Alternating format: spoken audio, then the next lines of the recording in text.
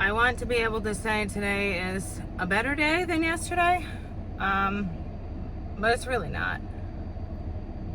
I have a list of things to do today, so I'm still moving, but it's one of those moving like you're going through the motions, but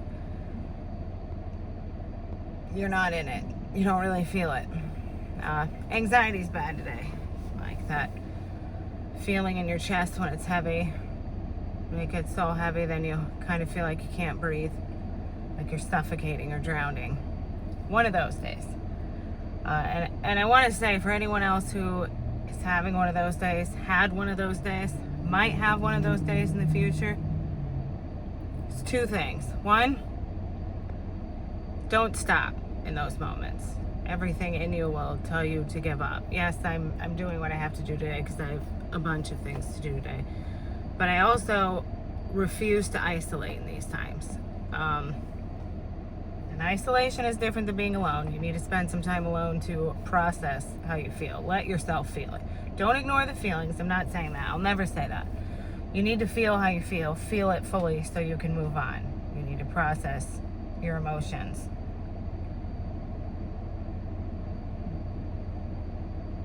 But don't stop. I say in my book, when your heart stops, keep moving. You can't give up. You can't stay stuck, because growth doesn't happen there. And you're not meant to give up these feelings, although everything in you tells you to give up and that it's not going to get better. Or you're just so mentally and physically exhausted, you feel like you can't keep going. That's when you have to.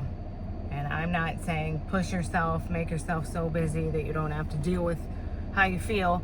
Pretend you don't feel it. Nope, not saying that. I'm owning that I don't feel okay while still making sure that I don't stay stuck. There's one other thing to make sure that you do, part of the non-isolation.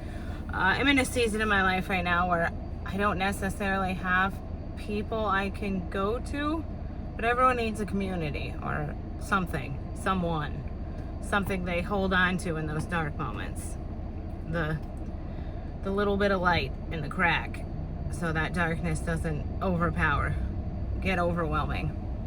And I know it's just a season. It's just the season I'm in, the lessons I'm learning, that liminal space till something happens. But the people that I do have in my life all are kind of in their own liminal space right now, and they have a lot going on, and it's just, I don't have someone I can really go to, and that's fine. Again, it's a season, it's temporary, it'll pass, but that doesn't mean I isolate. I'm still not isolating, and I'm still not doing nothing. So when I have that can't go to anyone, there's actually somebody I listen to on YouTube, and it's Jonathan Briscoe, and I love his stuff. Honestly, I can almost, I won't say every video, but I can almost pick any video and I feel like he's directly speaking to me, and it kind of puts me in a better headspace.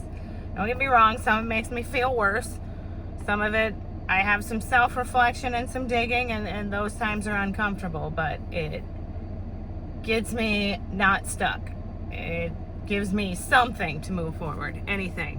Whether it's a little bit of light, whether it's an action I can do, whether it's something I can focus on that's positive or will bring positive. You have to find something.